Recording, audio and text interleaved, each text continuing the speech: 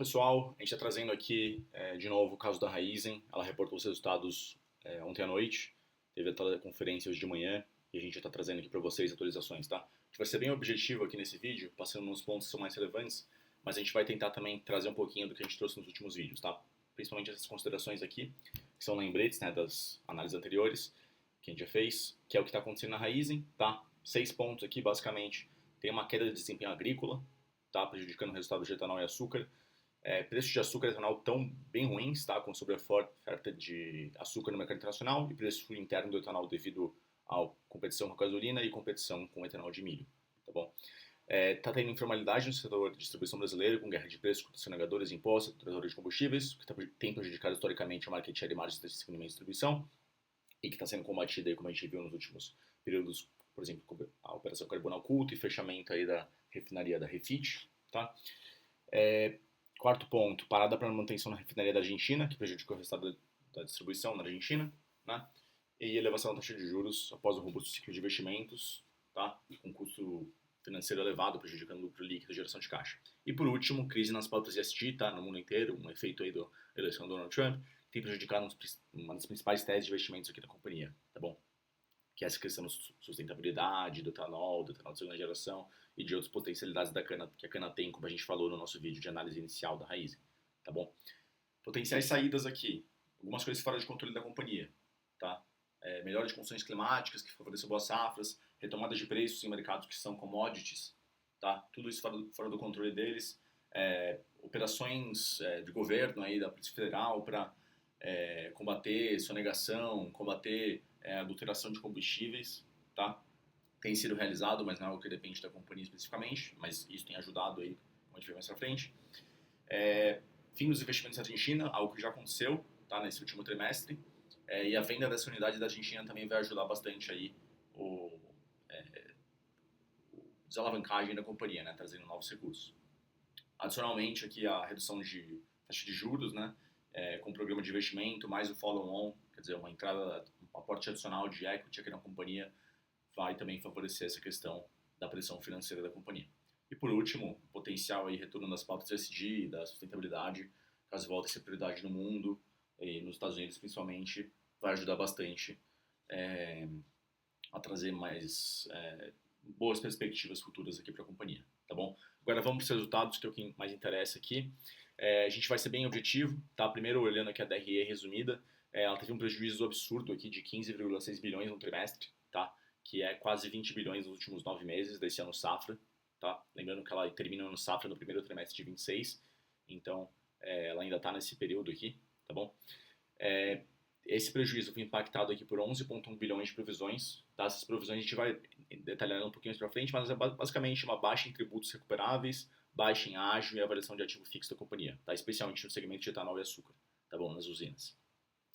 Essas provisões podem ser revertidas futuramente, quer dizer que eles realizaram agora porque realmente o cenário está bastante incerto e não vem como esses ativos estão dando lucro agora, mas caso isso se reverta, isso pode realmente ter uma reversão nessa provisão aqui também, tá bom? Fora isso, olhando aqui para o segmento de negócio, ela teve uma melhora na EBITDA da distribuição de combustíveis no Brasil, tá? Melhorando aí de cerca de 50%, tá? Como a gente vê aqui, comparando o trimestre esse último trimestre com o trimestre anterior, subiu aqui um pouco mais de 50%, né? Mas basicamente 600 milhões. Na distribuição argentina, caiu um pouquinho esse EBITDA, tá? Lembrando que esse trimestre ainda está impactado pela parada para manutenção, tá? E aí tende a melhorar, né? A gente vê que nos últimos 9 meses esse resultado tá bem pior, né? Devido a essa parada para manutenção. Com essa retomada aí da refinaria, eles tendem a melhorar, tá bom? Já no EAB, piorou bastante aqui nos últimos 9 meses, como a gente pode ver, tá? Isso aqui é resultado de uma combinação de preços baixos, como a gente viu, com uma safra ruim, tá? Questão climática, tá bom? Fora isso, a companhia tem tomado as iniciativas aí de melhora na eficiência da estrutura operacional dela. Isso aí tem trazido, segundo eles aqui, ganhos na estrutura, né, de 600 milhões que são recorrentes, tá bom? Então, que traz aí o tamanho da companhia, talvez não seja tão relevante, mas é um ganho bem significativo, tá bom? Vamos passar aqui, dar uma olhadinha rápida nas provisões. Como a gente falou, são 11,1 bilhões aproximadamente, tá? cerca de 7,6 bilhões desses 11 são devido à redução em tributos a recuperar e imposto de renda diferido, tá? Que é basicamente uma redução de lucros e resultados que a companhia espera ter para poder utilizar tais créditos tributários, especialmente devido a prejuízos passados, tá bom? Então ela tinha uma porrada de crédito aqui a recuperar devido ao prejuízo que ela teve, e como ela está com um resultado muito pior, tem uma menor probabilidade de conseguir recuperar esses ativos, tá? Então ela fez essa baixa, tá? Essa provisão. Próximo item aqui é a provisão de perda no valor nos ativos de AB, tá? 2 bilhões que foi no ativo imobilizado, de perda de valor, e mais 1,5 bilhão em ágio, ágio de aquisição que ela realizou em AB no passado e que foi baixado agora, tá? Sem tais efeitos, portanto, sem esses 11,1 bilhões, o prejuízo teria sido menor de 4,5 bilhões no trimestre, tá bom? Ainda bem significativo. Passando aqui agora para a gente ver endividamento e liquidez, dívida bruta da companhia chegou a 70 bilhões, tá bom? Subindo aqui quase 1,5 bilhão do trimestre anterior. Por que subiu tanto, né, quando a gente olha principalmente para o ano passado?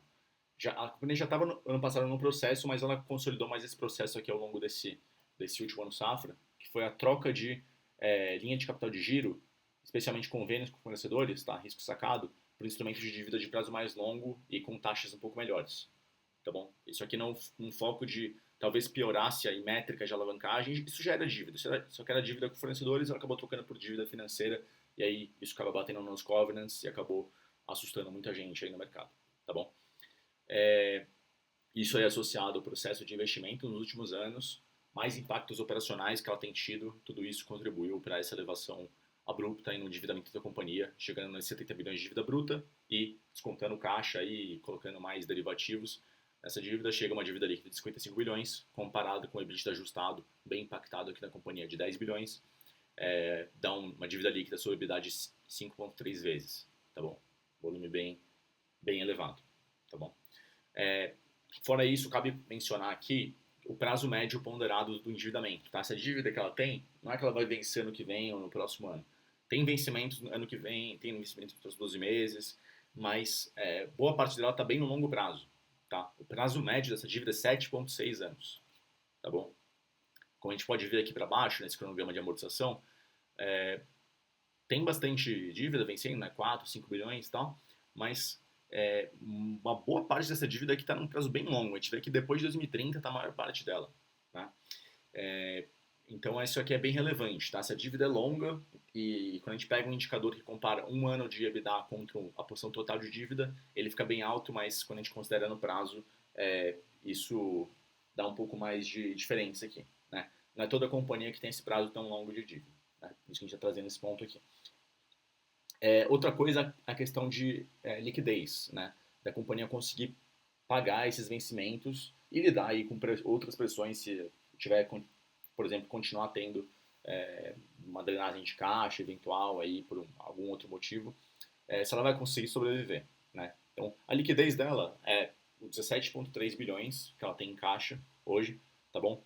Mais uma disponibilidade de um RCF, que é um Revolving Credit Facility, que é uma dívida que ela pode tomar adicional a qualquer momento, tá? Equivalente a 5,5 bilhões caso ela precise, tá bom? Então, quer dizer, em vez de pedir falência, recuperação judicial, caso por algum motivo consumisse esse caixa aqui ao longo dos próximos anos, ainda teria esse Revolving Credit Facility para dar um suspiro a mais, tá?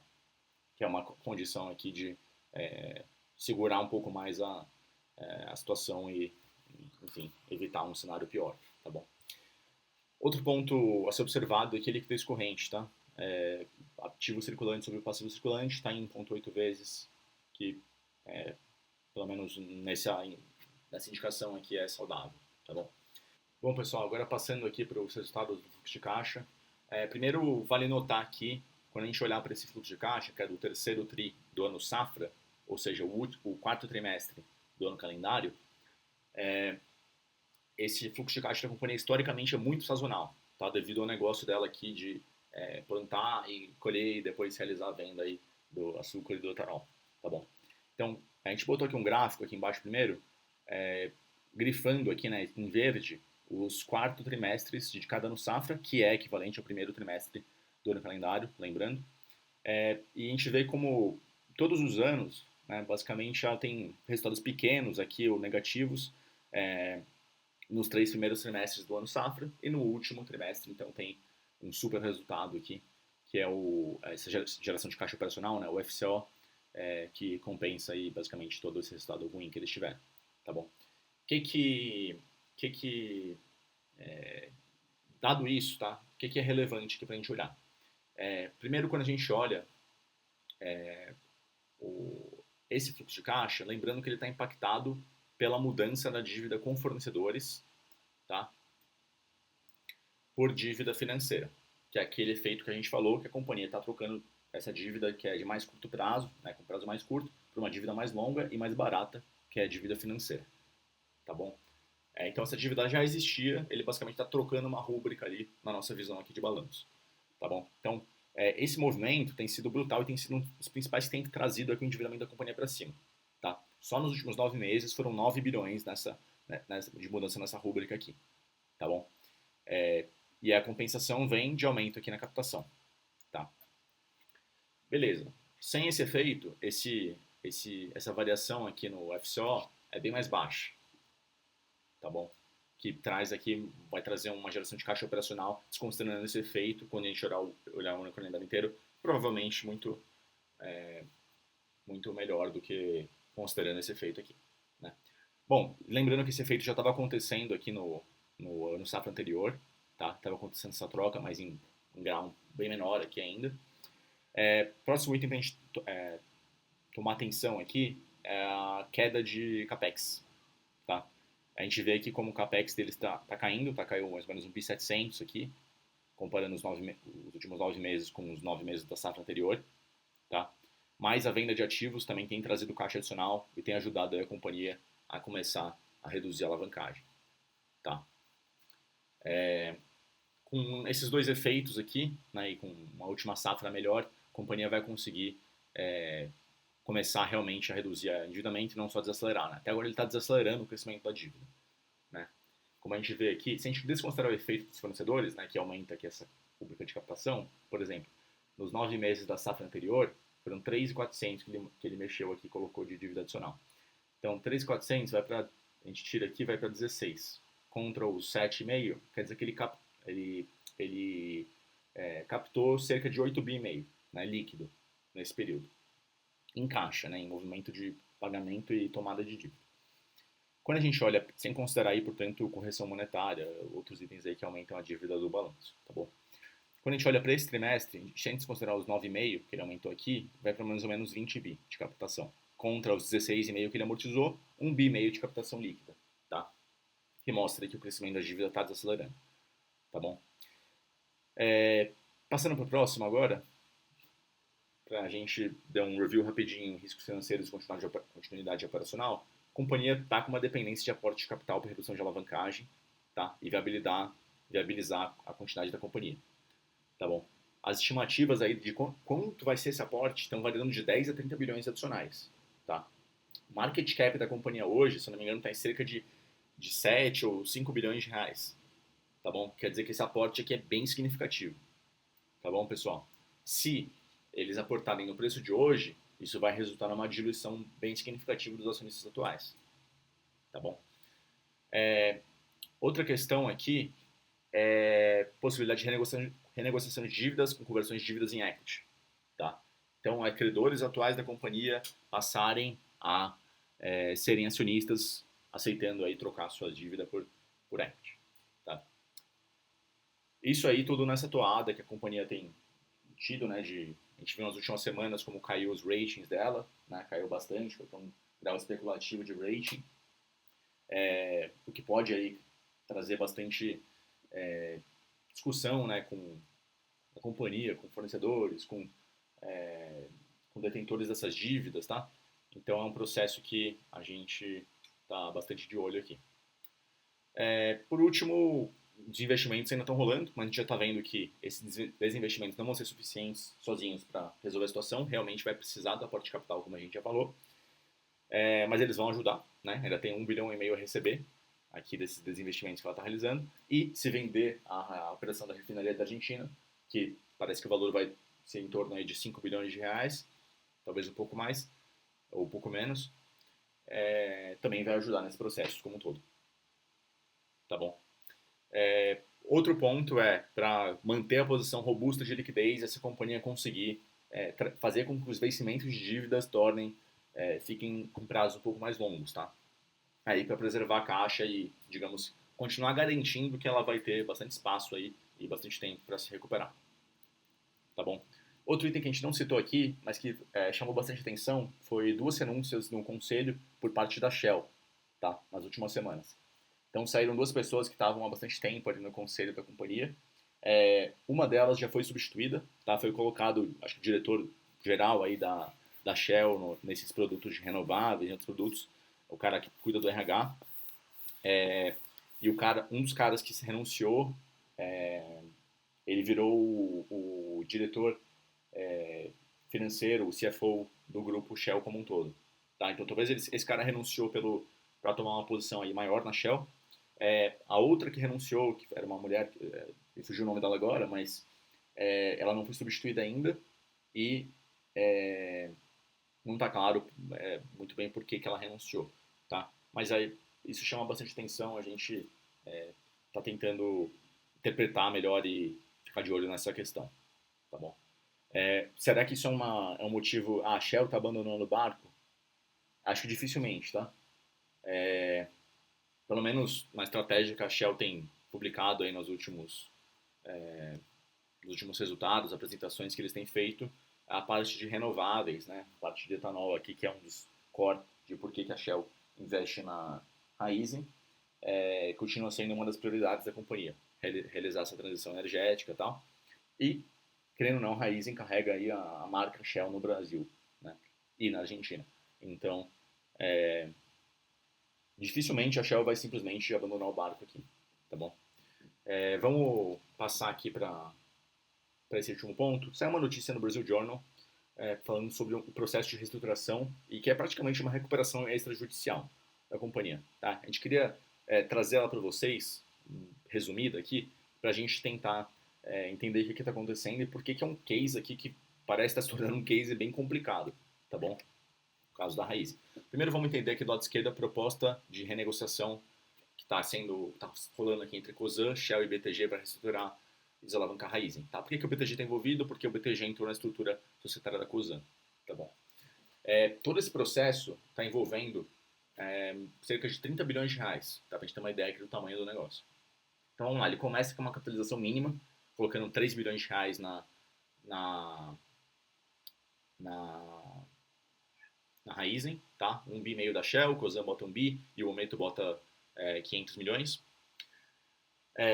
Acontece uma conversão de crédito de credores, tá? Aquela conversão de dívida em equity que a gente falou, que pode ser de cerca de 25% da dívida, ou de algumas dívidas no curto prazo, podendo até diminuir esse valor, tá? Então esses credores passam a virar acionistas. Terceiro passo, uma reorganização societária, tá? Uma incorporação reversa. Então a Raízen Energia, que é uma subsidiária hoje da Raízen S.A., vira a empresa listada e aloca essa dívida majoritariamente no negócio que está gerando mais caixa, que é o negócio de distribuição de combustíveis, que é a Raízen S.A., tá bom? O que acontece? Como é que o BTG entra nesse negócio? O BTG, ele entraria como sócio exclusivamente do negócio de combustíveis. Então, para isso que acontece essa incorporação reversa. Por quê? A gente, como acionista aqui, a gente continua com exposição à Raízen Energia, né, como um todo, que vai ter como subsidiária combustíveis, mas a gente é diluído no capital da Raízen Combustíveis, onde entra o BTG com o Private Equity, e onde vai rolar aí diversas conversões. Basicamente, vão pegar um pouquinho do negócio de combustíveis e tirar um pouquinho dos acionistas atuais, tá? Indo para o lado direito, interpretando um pouquinho esses estados, tá? Todo esse processo aqui, essa injeção de recursos adicionais, conversão de dívidas, vai trazer muito recurso para a Raízen, tá? Vai diminuir bastante a alavancagem. A energia, que seria listada, ficaria com a alavancagem uma vez em EBITDA, tá? E a combustíveis ficaria realavancada aí, um nível bem menor também, 3 vezes EBITDA, tá? Que traria aí impacto direto na alocação de dívida, valor de mercado dessas empresas, e diluição da base acionária, como a gente vai ver um pouquinho mais pra frente. Tá? Para os criadores de dívida, acontece uma conversão parcial, tá? Que poderia permitir uma recuperação do valor que eles investiram na dívida da companhia. E depois aqui uma questão que a própria matéria traz, né, a velocidade de implementação dessas alterações. São muitas alterações, né, trocar uma companhia listada por outra, transferir dívida de uma para outra, fazer injeção de capital em uma e na outra, converter dívida. É um processo bastante complexo, né? Então, como esse processo vai acontecer e quão rápido ele vai acontecer, impacta bastante o resultado que a gente vai ter, né? Por exemplo, se nos próximos 3 meses, por exemplo, por um milagre, nos próximos 3 meses tudo isso se resolvesse, seria uma coisa, né? A gente teria o cenário limpo aí para a companhia muito rápido, né? Para ela seguir aí investindo nos seus negócios, pensar em lucrar novamente, né? Agora, é um processo que pela complexidade pode tomar muito tempo, né? Envolve aí muitas partes e aval de muitas partes para ele acontecer. Então, pode acabar se estendendo por muito tempo, tá? Pela complexidade da proposta. O que isso implica para os atuais acionistas, né? Primeiro, diluição, tá? Aporte novo de recursos, ainda considerando os preços baixos da companhia, vai diluir bastante os acionistas atuais, tá? Principalmente os que compraram no IPO, tá? Quem comprou no IPO vai estar basicamente perdendo aí boa parte do capital que investiu na companhia, tá?